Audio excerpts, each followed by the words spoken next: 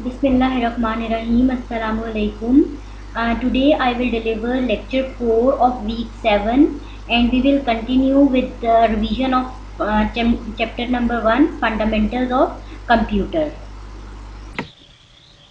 Recap of previous lesson. In our previous lesson we have discussed about a few computing devices like difference engine. It was the idea of Charles Babbage, and it was big, and it was a very big and huge machine, and its size was equal to the size of a room. And But due to the lack of the technology, he was unable to complete that machine. And the analytical engine, then the Charles Babbage came up with the idea of analytical engine. Analytical engine laid the foundation of modern day computer, because it consisted of all the necessary components like mill, storage, and printer and punch card for as output unit, and many operation cards as input. It was like the it modern day digital computer. Now the Hollerith desk was invented by Herman Hollerith, and it was used in America for census. And Hollerith desk consisted of punch cards, and it can sense the holes in a card. Now come to the slide rule. Slide rule consisted of three basic parts: rule, slide, and a moving cursor. Now come to the Mark 1. Mark 1 was the first digital computer, and it was invented by Howard Aiken. And it could add three numbers having 8 digits in 1 second, and it was 50 feet long and 8 feet high, and weighed about 5 tons. Now today we will discuss about generations of computer. Computer is 5 generations: first, second, third, fourth, and fifth generation. First generation computers. First generation computers use vacuum tubes, and vacuum tubes work very slow, and because they emit heat while working, and a special air conditioning mechanism was required for that computers.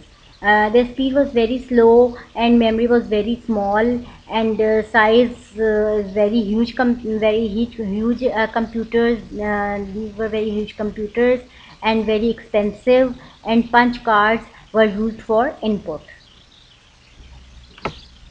Second generation computers, the vacuum tubes were replaced by transistors, and the heat produced by transistors was very less.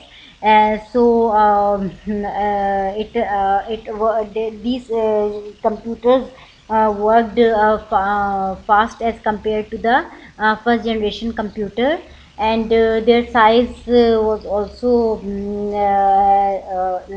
reduced due to the replacement of the transistors, and the assembly language was used in these computers. Third generation computers used IC chips and made up of silicon material, and which improved the speed of the computer, and it consumed less electricity, and monitor and mouse were used with these computers. Review. Today we have discussed about 3 generations of computer. In first generation, vacuum tubes were used, and they produced a lot of heat, so an air conditioning mechanism was required for those computers. And in second generation computer, transistors were used. Their size was smaller as compared to first generation computers, and they were less costly as compared to first generation computers.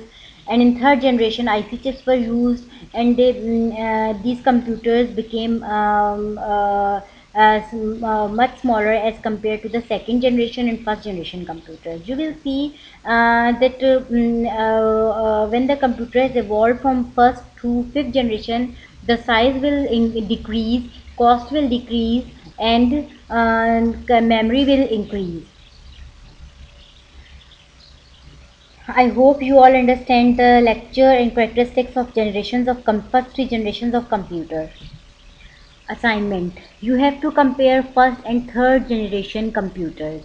We have discussed as before, first generation computers were huge. Third generation were small. First generation computers were expensive. Third generation computers were less expensive. And many other characteristics can be compared. I hope you all understand the lecture. This is the end of our lecture. Thank you.